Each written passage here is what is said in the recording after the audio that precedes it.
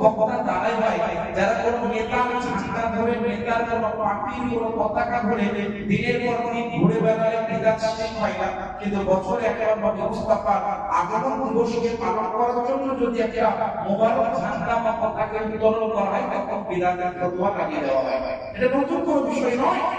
যখনই দেখতেন আমরা অনেক সময় দেখি এমএলএ হোক, এমপি হোক, সাধারণ কাউন্সিলর হোক, গ্রাম পঞ্চায়েত প্রধানের হোক, কোনো জায়গায় কোনো মিটিং করে দেখবেন একেবারে দলবদ্ধভাবে আমরা পতাকা নিয়ে ঝান্ডা উত্তোলন করে, এটা দেখলাম না কোনোভাবে এটা খারাপ হচ্ছে, হতেই পারে নিজের পার্টি বা নিজের রাজনৈতিক ওই পতাকা উত্তোলন করে দেশের স্বার্থে জনগণের কল্যাণের জন্য করা হয়, এতে কোনো রকমের কোনো ফতোয়া বা কোনো রকমের কোনো নাজায়েজ আমি বলছি না।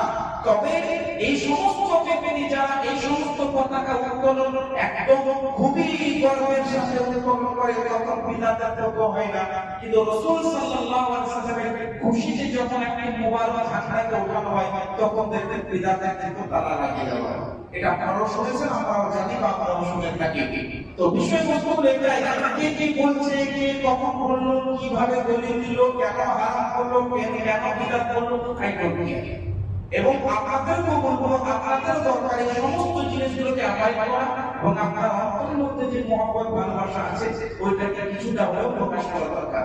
দেখুন অনেক সময় দেখা যায় অনেকে অনেকের প্রতি মহব্বত ভালোবাসা রাখে, যেমন একজন পিতা না বললে তার সন্তানের প্রতি মায়া ভালোবাসা থাকবে, আপনি বলুন চাই না বলুন, কিন্তু অনেক সময় পিতার দরকার হয় ওই ভালোবাসাটা সন্তানের সামনে প্রকাশ করা। কোন একটা সন্তান পিতার প্রতি মহব্বত, সম্মান, রেসপেক্ট রাখবে, এটা মানে বলা বা সন্দেহ কোনো বিষয় নয়, কিন্তু অনেক সময় প্রয়োজন হয় সন্তানকে ওই ভালোবাসাটা প্রকাশ করা বাবা মা পিতার সামনে। এতে কি হয়? আনন্দ লাভ করে, এতে কি হয়? আরো মহব্বতটা বাড়ে, এতে কি হয়? সম্পর্কটা গভীর হয়। অনুরূপভাবে আল্লাহ রাসূল সাল্লাল্লাহু আলাইহি ওয়াসাল্লামের মহব্বত আমাদের হৃদয়ে আছে। অনেকে বলতে পারে প্রকাশ করার কি আছে? না, এটা প্রকাশ করাও দরকার, যাতে আমরা গোলাম মুস্তাফা হওয়ার, আশিকের কবি হওয়ার একটি ঝলক যাতে রাখতে পারি। মনে রাখবেন যারা আশিকের কবি হয় তাদের এক ঝলকে সমস্ত মুশরিক কাফেররা পরাজিত হয়ে যেতে পারে।